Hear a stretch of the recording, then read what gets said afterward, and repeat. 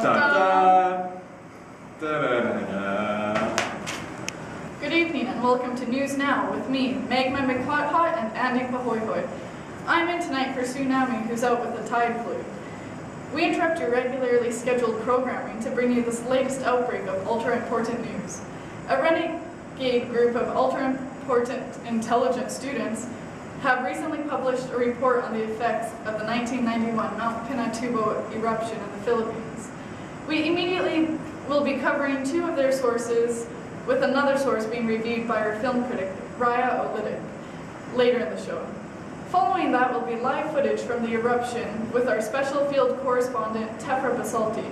And now for a short burst of rambling opinion on absolutely nothing, Andy Pahoyhoy. Hey gang, Andy Bohehe here, and I'm here to drop some information bombs on y'all. Today I'll be getting fresh about some academic peer-reviewed journal articles with you and you and you.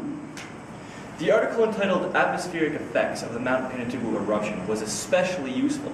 This article painted a vivid picture of the importance that Mount Pinatubo played in atmospheric phenomenon in the years immediately following its eruption. As well as studious notes on volcanic aerosols, there were notes on stratospheric circulation and the eruption's effects on the Earth's radiative processes. Other papers just did not match up. The article was clear and clearly aimed at an audience close to what the University of Manitoba's group of geographical experts were accustomed to. The group claims that other peer-reviewed articles were just not specific enough and did not delve into the required environmental detail that the group was searching for. But enough of my rants, Magma. Back to you for some awesome info on that university group's other source, the government website. Oh, Andy, you charmer. Thanks for keeping it real in the newsroom. No problem, Magma.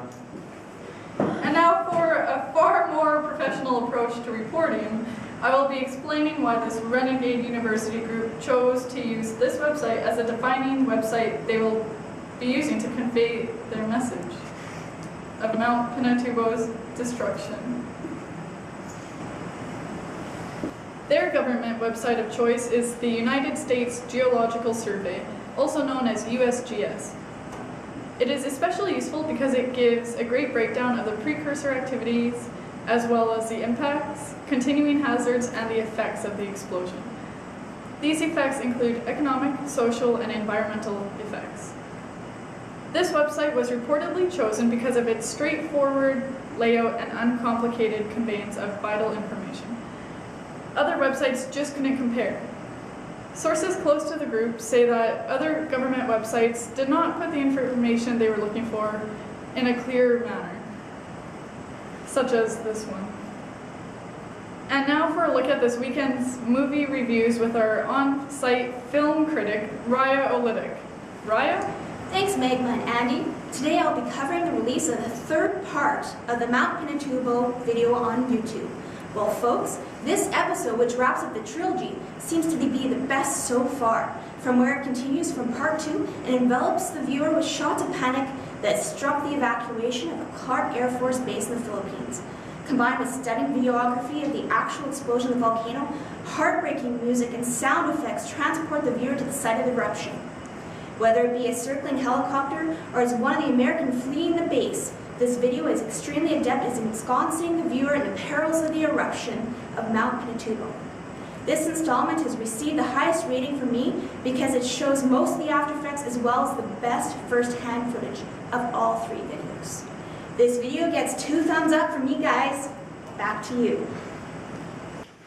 Thanks for the raging review, Raya, and now we go live to the scene of the eruption with our special field reporter, and I mean special, Tefra Basalti.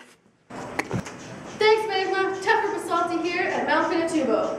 It's erupting behind me, and I'm safe in my helicopter on June the 12th, 1991. It used to be known as the Sleeping Giant, and it was awoken about a year ago by an earthquake. The American Clark Air Base has been evacuated, and the villagers are looking on in despair. This is a classic Plinian eruption with a huge column of ash and lava pouring down the sides. I sure wouldn't want to be a villager right now, Magma. Wow, looks like the situation is really heating up over there, Tefra. All of us here at the station are jealous of your tropical rock. Hope you catch the rays, but wouldn't want you to come back with a burn.